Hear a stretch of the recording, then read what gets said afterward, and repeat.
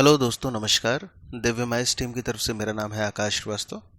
तारीख है 16 सितंबर 2022 और हम बात कर रहे हैं द हिंदू के डेली एडिटोरियल एनालिसिस को आसान भाषा में समझने की।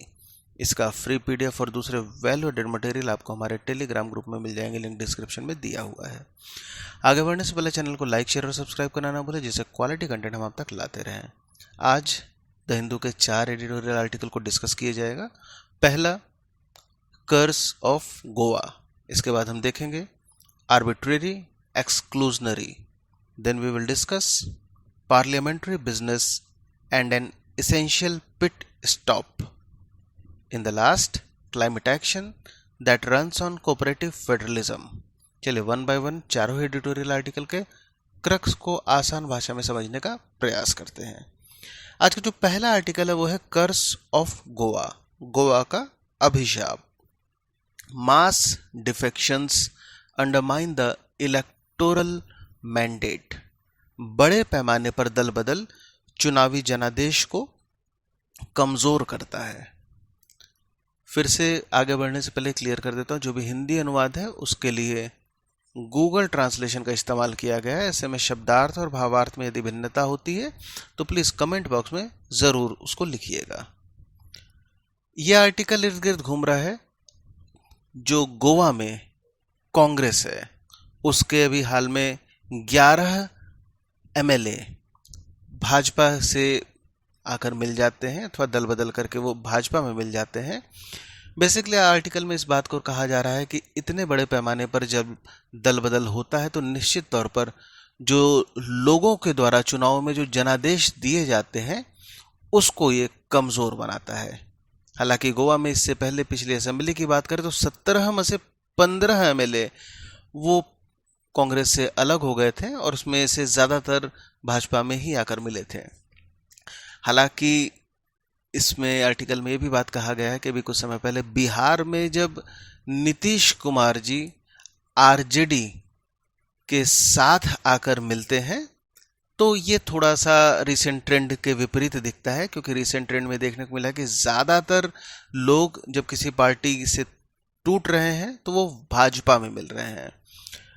इसके आगे लास्ट में आर्टिकल में ये भी बात कही जा रही है कि चूंकि अब इफेक्टिव अपोजिशन की जो कैपेसिटी है वो भी कांग्रेस नहीं निभा पाएगी, और जब इतने बड़े पैमाने पर दल बदल होता है तो ऐसे में लोगों को ये सोचने पर लोग विवश हो जाते हैं कि क्या वाकई में उन्होंने जो भी वोट दिया है उसे कोई फर्क पड़ रहा है। क्योंकि वोट उन्होंने जिस पार्टी के लिए दिया, जिन लीडर्स के लिए दिया, वो चुनाव जीतने के बाद अपनी सहूलियत के हिसाब से दल को बदल लेते हैं अथवा जो लोगों का जो जनादेश है उससे विश्वासघात कर देते हैं। नेक्स्ट आर्टिकल की हम बात करेंगे। नेक्स्ट आर्टिकल है आर्बिट्रेरी एक्सक्लूजनरी, मनमाना बहिष्कृत। Even if EWS quota is upheld, eligibility will have to be properly defined.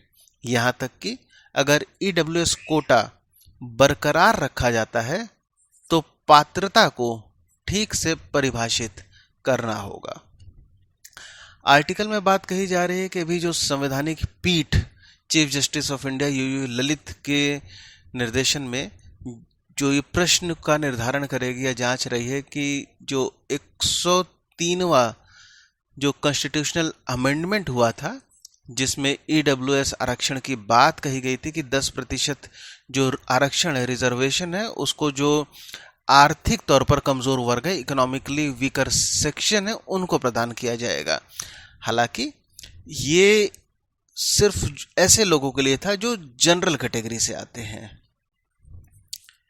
Article में अब आगे ये भी बात कही जा रही है कि चूंकि इसमें शेड्यूल कास्ट और शेड्यूल ट्राइब के लोग, इनको इंक्लूशन इनका नहीं है, तो ऐसे में ये उनकी जो मूल भावना है या संविधान की जो मूल भावना है उसको ये उल्लंघन करता है। अब कोर्ट के द्वारा ये भी देखना होगा कि क्या वास्तव में जो संविधान का जो बेसिक स्ट्रक्चर है, क्या 103वां संविधान संशोधन उसको ब्रीच कर रहा है। इसके अलावा ये भी देखना होगा कि जो ईडब्ल्यूएस आरक्षण की बात है, क्या वो जो प्राइवेट अनएडेड इंस्टीट्यूशन है उन पर भी ये लागू होगा? इसके अलावा जो ओबीसी, एससी और एसटी, इन कम्युनिटीज को 10% आरक्षण जो दिया जा रहा है उसे बाहर रखा जा रहा है, तो क्या इससे संविधान का जो बेसिक स्ट्रक्चर है उसका भी क्या ये उल्लंघना कर रहा है? आगे आर्टिकल में ये भी बात कही जा रही है कि जो एलिजिबिलिटी क्राइटेरिया होता है, बेसिकली इसमें 4 क्राइटेरिया आते हैं। पहला, जो फैमिली इनकम है वो 8 लाख प्रति वर्ष इससे कम होनी चाहिए। एग्रीकल्चरल जो कृषि जो भूमि होती है उसको 5 एकड़ से कम होना चाहिए। जहाँ पर रह रहे हैं या जो रेजिडेंशियल फ्लैट है उसको 1000 स्क्वायर फीट के इससे कम होना चाहिए। साथ साथ में यदि प्लॉट है तो उसको 100 अथवा 200 स्क्वायर यार्ड इससे वर्गज इससे कम होना चाहिए। अब आगे ये भी बात कही जा रही है कि अभी एनएसएसओ की रिपोर्ट जिसमें कंज्यूमर एक्सपेंडिचर सर्वे की बात थी, तो बहुत सारे संख्या में लोग ऐसे आ जाएंगे, लार्ज चंक ऑफ पॉपुलेशन, जो कि 8 लाख प्रति वर्ष इससे कम के क्राइटेरिया को फॉलो करते हैं। आगे सवाल ये भी उठाया जा रहा है कि जो ओबीसी के क्रीमी लेयर के जो क्राइटेरिया हैं उससे ईडब्ल्यूएस के क्राइटेरिया, खासतौर पर जब हम बात करते हैं एनुअल इनकम की बात करते हैं, तो इसमें थोड़ी सी ढील देखने को मिलती है। इन सब के बाद आगे जो पिटिशनर हैं उन्होंने अपना ये भी तर्क दिया है कि जैसे जो बैकवर्ड क्लासेस हैं, एससी एसटी हैं, इससे जो प्रतियोगी छात्र होते हैं उनके जो अधिकार हैं वो प्रभावित हो रहे हैं। और जैसे भी कुछ एग्जाम्पल की भी बात करें, अभी रिसेंट एंट्रेंस होता है, यूपीएससी और जेई की 2 उदाहरण दिए गए हैं, जहां पर जो एंट्रेंस के जो कट ऑफ मार्क्स होते हैं वो जो ईडब्ल्यूएस कोटा है, ये ओबीसी आरक्षण जो दिया जा रहा है उससे कम जाता है। अब ये भी बात है कि चूंकि जो ओबीसी वर्ग के ऐसे विद्यार्थी रहते हैं उन पर जो ईडब्ल्यूएस कोटा के विद्यार्थी आएंगे, जो 10% इनको आरक्षण मिलेगा, चूंकि मार्क्स इनका कम है, तो इनको निश्चित तौर पर कुछ हद तक वरीयता देखने को मिल जाएगी। तो क्या ये जो पूरा प्रकरण है ये संविधान में जो भी विकल्प दिए गए हैं उसके इधर जा रहा है? कोर्ट को इस बात का फैसला करना होगा।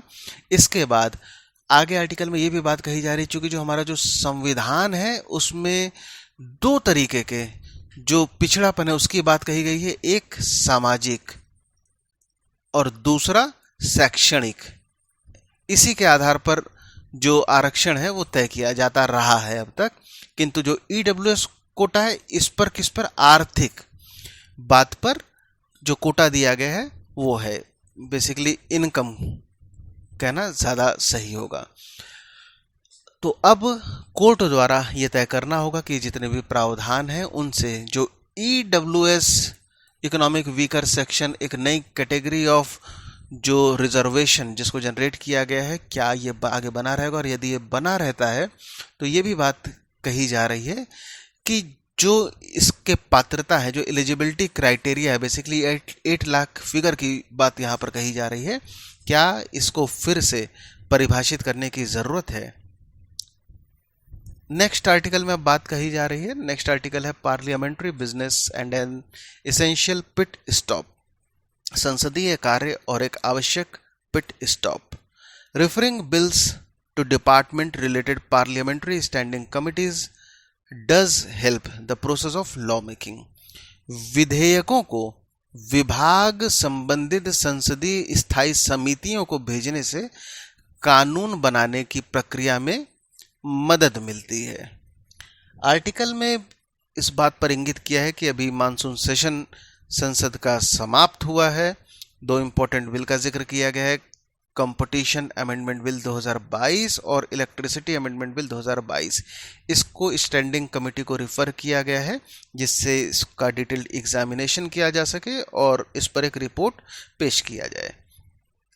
अब इस बात पर आगे आर्टिकल में जोर दिया जा रहा है कि जो लोकसभा की प्रोडक्टिविटी की बात करें तो इस बार 47% रही, राज्यसभा की 42% रही। आगे अब parliamentary department related standing committee की बात कही जा रही है। बेसिकली उससे पहले पार्लियामेंट्री जो कमिटीज़ होती हैं ये 4 तरीके की रहती हैं। फिनेंशियल कमेटी जिसमें PAC, public account committee, estimate committee etcetera ये सब आती हैं। स्टैंडिंग कमेटी, आज हम इसकी बात करेंगे इस आर्टिकल में, जो basically departmental related parliamentary standing committee होती है, डिपार्टमेंटल रिलेटेड स्टैंडिंग कमिटीज़। और ये जो भी रिलेटेड मिनिस्ट्रीज़ होती हैं, जैसे कोई बिल पास करना है, मान लीजिए हेल्थ से रिलेटेड, हेल्थ मिनिस्ट्री का कोई बिल है तो उससे रिलेटेड जो डिपार्टमेंट है उसके सामने ये बिल रखा जाएगा। वेरियस एंगल को एग्जामिन ये जो कमेटी है उसको करती है और कुछ सजेशन दे सकती है। सजेशन को मानना ना मानना उसके लिए सरकार पर कोई बाध्यता नहीं होती। इवन बिल इनको रिफ़र किया जाए इसकी भी कोई बाध्यता नहीं होती है। बावजूद इसके यदि बिल रिफ़र किया जाता है तो इस पर ये निश्चित तौर पर कुछ वैल्यू एडिशन कर देती हैं और जो बिल है उसकी लेजिटिमेसी जो होती है पक्ष और विपक्ष दोनों ही पार्टियों के बीच में वो उस पर वृद्धि होती है। इसके अलावा एडहॉक सेलेक्ट कमिटीज़, जैसे जीएसटी पर जो सेलेक्ट कमेटी हो गई, ये इसकी बात है। एडमिनिस्ट्रेटिव कमिटीज़ होती हैं जो डे टू डे बिजनेस से रिलेटेड होती हैं, तो ये इस पार्लियामेंट्री कमेटी है। ये जो फिगर है लोकसभा की वेबसाइट से लिया गया है। अब बेसिकली जो स्टैंडिंग कमेटी DRSC की बात कही जा रही है, इसमें बताया जा रहा है कि जो संसद है, संसद में ऐसी 24 डिपार्टमेंट जो है उनसे रिलेटेड पार्लियामेंट्री स्टैंडिंग कमेटी है। और इनके जब संगठन की बात करते हैं तो लोकसभा और राज्यसभा के जो मेंबर होते हैं उसमें 2:1 रेशियो में इसमें मेंबरशिप जो कमेटी बनाते हैं उसमें रहता है। और ये स्पीकर, लोकसभा में स्पीकर अथवा राज्यसभा के जो चेयरमैन होते हैं उनके द्वारा बनाई जा सकती है। अब चूंकि ये बहुत सारे जो भी मिनिस्ट्री से रिलेटेड जो विधायिका बनते हैं उनको डिस्कस करते हैं तो ये काफ़ी इम्पोर्टेंट हो जाते हैं। और इसके बाद अब कुछ ट्रेंड की बात कही जा रही है, जैसे कि 2004 से 2009 में जब 14वां संसद सत्र चल रहा था, उसके कंपैरिजन में 14वें संसद सत्र की बात की है 2009 से 2014, 15वें सत्र की बात है और 16वें 2014 से 2019 की बात कही गई है। तो बेसिकली ये पाया जा रहा है कि पहले 2014 से पहले की बात की जाए तो जो बिल रिफर होते थे पार्लियामेंट्री स्टैंडिंग कमेटी में उनका परसेंटेज काफ़ी हाई था। इवन 2009 टू 2014 जब पार्लियामेंट्री सेशन होता है तब ये 71% ऑफ बिल रिफर किए जा रहे थे, जबकि वर्तमान में अगर हम बात करें अभी इस जो करंट गवर्नमेंट है इसके पिछले टर्म की बात करें हैं 2014 से 2019 में, तो ये मात्र 27% जो बिल है उसको पार्लियामेंट्री कमेटी तक रिफर किया जाता है। हालांकि अब इसमें बहुत सारे रीज़न हो सकते हैं। कई बार जो बिल होते हैं उनको त्वरित रूप से पास करना होता है, पार्लियामेंट्री कमेटी को डिस्कस करने पे समय को बचाने के लिए भी सरकार ऐसा कर सकती है, सरकार पर कोई ऑब्लिगेशन होता नहीं है। और इन सब के अलावा कई बार अपोजिशन द्वारा भी कुछ बिल को लेकर उस पर कड़ी प्रतिक्रिया दिखाई जाती है, कई सारे रोकथाम लगते हैं जिससे ऑलरेडी काफ़ी डिले हो जाता है और बहुत सारे बिल यदि पास करने होते हैं संसद में तो समय को बचाने के लिए ऐसा कार्य किया जा सकता है। आगे आर्टिकल में अब ये भी बात कही जा रही है, चूंकि सरकार पर कोई ऐसा बाध्यता नहीं है जो इसको इनको भेजना ही है डिपार्टमेंटल रिलेटेड कमिटी के साथ में, बट ऐसा हमारे यहाँ पर भी और अंतर्राष्ट्रीय तौर पर भी ये देखने को मिला है कि एक ट्रेंड की तरीके से इसको फॉलो किया जा सकता है जब कानून निर्माण की जो प्रक्रिया होती है उसको अपनाने में। और इससे निश्चित तौर पर जो बिल होता है उसमें कुछ पॉजिटिविटी या वैल्यू एडिशन भी मिल जाता है। और ज़्यादातर चूंकि जब कमेटी में जाता है तो कई बार वो पीपल सेंट्रिक लोगों के नज़रिए से इन बातों को डिस्कस किया जाता है कि लोगों की जब बिल ये संसद में पेश होगा, कानून आगे बनेगा तो लोग इस पर कैसी प्रतिक्रिया करेंगे। आगे आर्टिकल में ये भी बात कही जा रही है कि जिस तरीके से भी जो फार्म बिल संसद में इंट्रोड्यूस होता है और अंतोगत्वा सरकार को लोगों के द्वारा जब कड़ी प्रतिक्रिया होती तो इसको वापस लेना पड़ता है दबाव में आकर। तो ये भी देखने को था कि जो फार्म बिल थे उसको बिना पार्लियामेंट्री कमेटी से डिस्कस किए सीधे संसद में पेश किया गया था। तो ऐसी आशंका व्यक्त की जा रही है यदि फार्म बिल स्टैंडिंग कमेटी तक पहले जाते तो निश्चित तौर पर उसमें और कुछ बेहतर प्रोविज़न हो सकते थे जो ज़्यादा लोग उससे कन्विंस हो। और चूंकि अपोजिशन पार्टी भी इन कमेटी का मेंबर होती है और ऐसे में क्या रहता है कि जो बिल होते हैं उनकी वैलिडिटी में और ज़्यादा बल मिल जाता है। और सरकार के लिए जब जो पार्लियामेंट्री कमेटी में बिल डिस्कस होता है तो वो इवन गवर्नमेंट जो रहती है उसको ज़्यादा बेनिफिट करता है, ऐसी बात इसमें कही जा रही है। अब कुछ सजेशन की बात इसमें आगे कही गई है कि कुछ ऐसे प्रस्ताव हैं जो चूंकि पार्लियामेंट्री कमेटी को और अगर मजबूत करना है तो कुछ ऐसे प्रस्ताव दिए जा रहे हैं जिससे इन प्रोसेस को और ज़्यादा इसको मजबूत किया जाए, त्वरित किया जाए, व्यवहार में लाया जाए। क्योंकि अंतोगत्वा पार्लियामेंट का क्या उद्देश्य है कि जो भी कानून बने वो लोगों के हित के लिए बने, लोग उसको एक्सेप्ट करें। सरकार की भी यही मंशा रहती है कि उनके द्वारा जो भी कानून बनते हैं उसको लोग खुले हृदय से एक्सेप्ट कर लें। अब आगे आर्टिकल में जो सजेशन दिए जा रहे हैं उनमें सबसे पहली बात ये कही जा रही है कि जो स्पीकर लोकसभा और जो चेयरमैन का राज्यसभा है उनके पास पावर होती है कि जो बिल है उसको कमेटी, जो डिपार्टमेंट रिलेटेड कमेटी होती है उनको रिफर करने की। तो चूंकि कई बार पॉलिटिकल एडमिनिस्ट्रेटिव रीजन होते हैं जिससे इसको बाईपास कर दिया जाता है, तो अगर इस पूरी प्रक्रिया को कंपलसरी कर दिया जाए एक ऑटोमेटिक प्रोसेस के तहत में कि अगर कोई विधायिका में कोई बिल बन रहा है, प्रस्ताव आ रहा है तो उसको रिफर करना कंपल्शन होगा, तो एक ये अच्छा कदम हो सकता है जिससे कि जो बिल है उस पर वैलिडेशन हो सके। नेक्स्ट सजेशन की बात कही जा रही है कि जो भी डिस्कशन होते हैं उनको फ्री और फ्रैंक रखना चाहिए, बिना किसी पार्टी विप में बंधे हुए जो भी मेंबर होते हैं वो फेवर या अगेंस्ट में वोट कर दें ताकि और ज़्यादा स्वस्थ डिस्कशन बिल को लेकर कमेटी में हो सके। इसके अलावा टाइमलाइन को भी फिक्स किया जा सकता है जिससे कि जो बिल है वो ज़्यादा डिले ना हो और जो सरकार कई बार समय को बचाने के लिए इस प्रोसेस को बाईपास करती है, जब उसको पता होगा कि एक निश्चित समय में ये चीज़ें हो जाएगा तो पहले से इन चीज़ों का कैलकुलेट किया जा सकता है। इन सब के अलावा कुछ एक्सपर्ट जो डिफरेंट फील्ड रिलेटेड एक्सपर्ट होते हैं उनका इंक्लूजन किया जा सकता है कमेटी में, जिससे कि जो एक्सपर्ट ओपिनियन होता है, जो भी फील्ड होते हैं उनसे रिलेटेड जो स्पेसिफिक नॉलेज होता है उसको वो प्रदान कर सके और जिससे कानून निर्माण की जो प्रक्रिया होती है वो और ज़्यादा मजबूत हो सके। इसके अलावा आगे ये भी बात कही जा रही है कि चूंकि कई बार ऐसी स्थिति हो सकती है जब सरकार द्वारा कम समय में बिल को पास करने की आवश्यकता होती है, तब ऐसे इमरजेंसी सिचुएशन में स्पीकर या चेयरमैन वो उनको ये अधिकार होना चाहिए कि जो डिस्कशन का टाइम है उसके हिसाब से वो एडजस्ट कर सकें। इसके अलावा चूंकि 2 सेशन के बीच में पर्याप्त समय मिलता है तो उस समय का प्रयोग करते हुए, उस समय का प्रयोग जो डिपार्टमेंट रिलेटेड कमेटी है उनको बिल को डिस्कस करने के लिए उस समय का प्रयोग किया जा सकता है।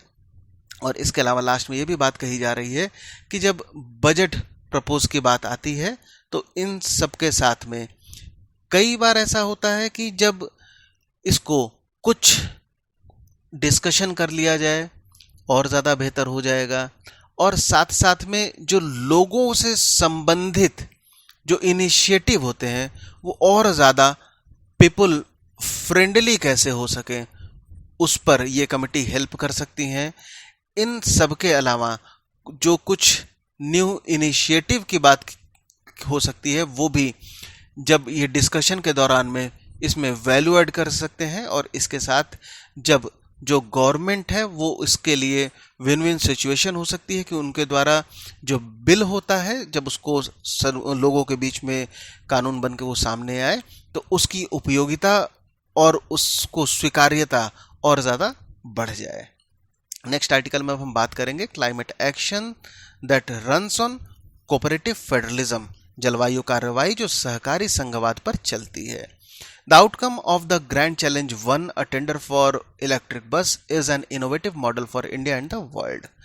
इलेक्ट्रिक बसों के लिए निविदा ग्रैंड चैलेंज 1 का परिणाम भारत और दुनिया के लिए एक अभिनव मॉडल है।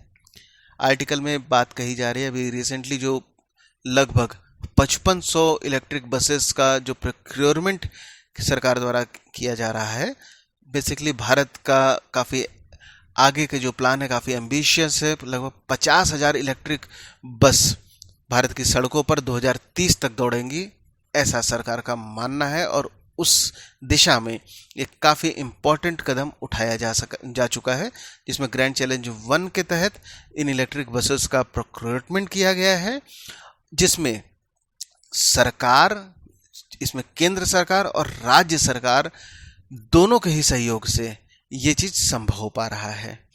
नेक्स्ट ये बात कही गई है इसमें कि जो इलेक्ट्रिक बसेस हैं उनसे निश्चित तौर पर प्रदूषण, जो वायु प्रदूषण होता है उसमें काफ़ी अंतर पड़ता है, काफ़ी कमी आती है। इन सब के अलावा जो भारत के इम्पोर्ट बिल जो हमेशा बैलेंस ऑफ पेमेंट को हमारा नकारात्मक ले जाता है, उस पे काफ़ी कमी आ सकती है अगर हम इलेक्ट्रिक बसेस का इस्तेमाल करें। और अभी देखने को भी मिल रहा है अंतर्राष्ट्रीय जो भी परिस्थितियाँ चल रही हैं, लगातार फ्यूल के दाम बढ़ रहे हैं। ऐसे में अगर इलेक्ट्रिक बसेस ज़्यादा से ज़्यादा सड़कों पर दौड़ेंगी तो वो नहीं सिर्फ क्लाइमेट के लिए बल्कि भारत का जो टोटल इकोनॉमिक बजट है, इकोनॉमिक पर्स है, उस पर भी काफ़ी राहत पहुंचाएंगी।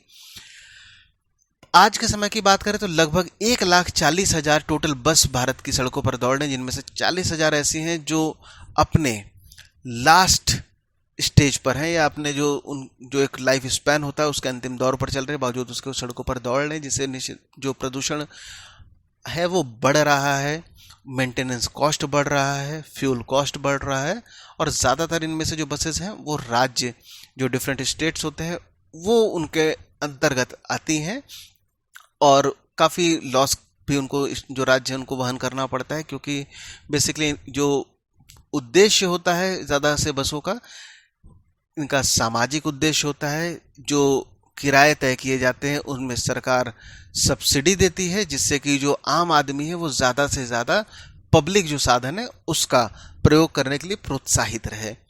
अब इसमें ग्रैंड चैलेंज 1 का डिस्कस किया जा रहा है, जिसमें लगभग 5,450 बसेस 5 शहर कोलकाता, दिल्ली, बेंगलोर, हैदराबाद और सूरत के लिए प्रोक्योर किया जा रहा है। इसमें जो CESL convergence energy services limited Bharat सरकार की एक नोडल एजेंसी है, ये प्रोग्राम मैनेजर की तरीके से काम कर रही है। और इसके साथ में जो स्टेट, जो राज्यों की जो डिमांड है उनके आधार पर कोऑर्डिनेशन राज्य सरकार, केंद्र सरकार के साथ में और जो रिलेटेड मिनिस्ट्रीज हैं सब मिलकर प्रोक्योरमेंट कर रही हैं, जिससे कि जो पूरा जो कॉस्ट पड़ रहा है वो जो ट्रेडिशनल बसेस को हम जो मंगाते हैं उससे, उस कॉस्ट को ये बीट करने के तरफ बढ़ रहा है। तो ये हर तरीके से विन विन सिचुएशन होगा। ओवरऑल का कॉस्ट भी कम आ जाएगा, पॉल्यूशन कम होगा, फ्यूल की बचत होगी, जो हमारा बैलेंस ऑफ पेमेंट होता है उसमें भी सुधार आएगा। पर किलोमीटर कॉस्ट की बात करें, ये भी जो इलेक्ट्रिक बसेस हैं उनमें काफ़ी कम आ रहा है कंपेयर जब करते हैं इसको ट्रेडिशनल अथवा CNG बसेस से। इसके अलावा आर्टिकल में भी बात कही गई, फेम स्कीम की बात कही गई है, जहां पर faster adoption and manufacturing of hybrid and electric vehicle in India, इसके तहत में जो national mission on electric mobility जब लॉन्च होता है, जिसमें national electric mobility mission plan 2020 आता है, तो बेसिकली इस जो पूरे मिशन का जो मोटो रहता है कि इनकरेज करना जिस तरीके से अफोर्डेबल, इफ़िशिएंट इलेक्ट्रिक और जो हाइब्रिड व्हीकल होते हैं वो ज़्यादा से ज़्यादा हमारे देश में जो ट्रेडिशनल डीजल और पेट्रोल से चलने वाले जो साधन हैं उनको रिप्लेस कर सके। यूक्रेन वॉर की वजह से भी फ्यूल जो प्राइस है वो काफ़ी बढ़ चुका है। इस सब के साथ साथ में ज़्यादा अभी आज का अगर हम वर्तमान का समय की बात करें तो हर तरीके से अगर हम ई व्हीकल पर शिफ्ट करते हैं तो ये ज़्यादा समझदारी वाला कदम देखने को मिलेगा।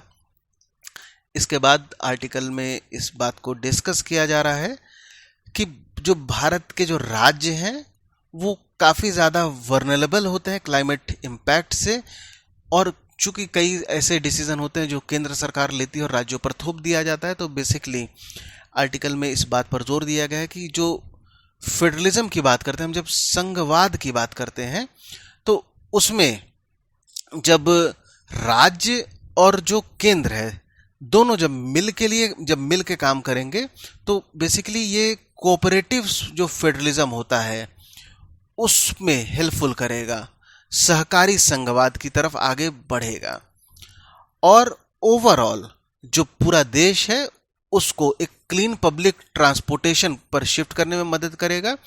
और साथ में जो हमारा जो डोमेस्टिक प्रोडक्शन है उसको ये बूस्ट करेगा, जो चार्जिंग इंफ्रास्ट्रक्चर है वो भी बूस्ट होगा, क्योंकि जैसे जैसे डिमांड आगे बढ़ेगी चीज़ों की वैसे वैसे उससे रिलेटेड जितने भी स्टेक होल्डर है, जितने भी इंडस्ट्रीज हैं, उनको भी बूस्ट मिलेगा। अब आर्टिकल में आगे ये बात कही जा रही है कि आने वाले समय में 40 शहरों में 50,000 बसेस को लाने का प्लान चल रहा है। ऐसे में जो भारत सरकार है, डिफरेंट स्टेट है, सबको मिलकर कार्य करना होगा, और जिससे कि भारत का एक जो बड़ा भारत का कदम होगा कि एक जो हरित जो ऊर्जा है उसका प्रयोग करें, साथ साथ में जो हमारी जो इकोनॉमी है वो ज़्यादा समावेशी हो, ज़्यादा विकास की तरफ बढ़े, और सबसे ज़्यादा जो ज़रूरी बात है कि जो क्वालिटी ऑफ लाइफ है, शहरों की बात करते हैं, उसमें सुधार आए, ओवरऑल क्वालिटी ऑफ लाइफ हमारे देश की बढ़े, इन्वायरमेंट में सुधार आए, क्लाइमेट चेंज से लड़ने में जो भी हमारे गोल हैं उसको पाने में ज़्यादा मदद मिले। और यदि ये सब होता है तो निश्चित तौर पर जो भारत है वो पूरे विश्व के लिए एक एग्जाम्पल सेट कर सकता है।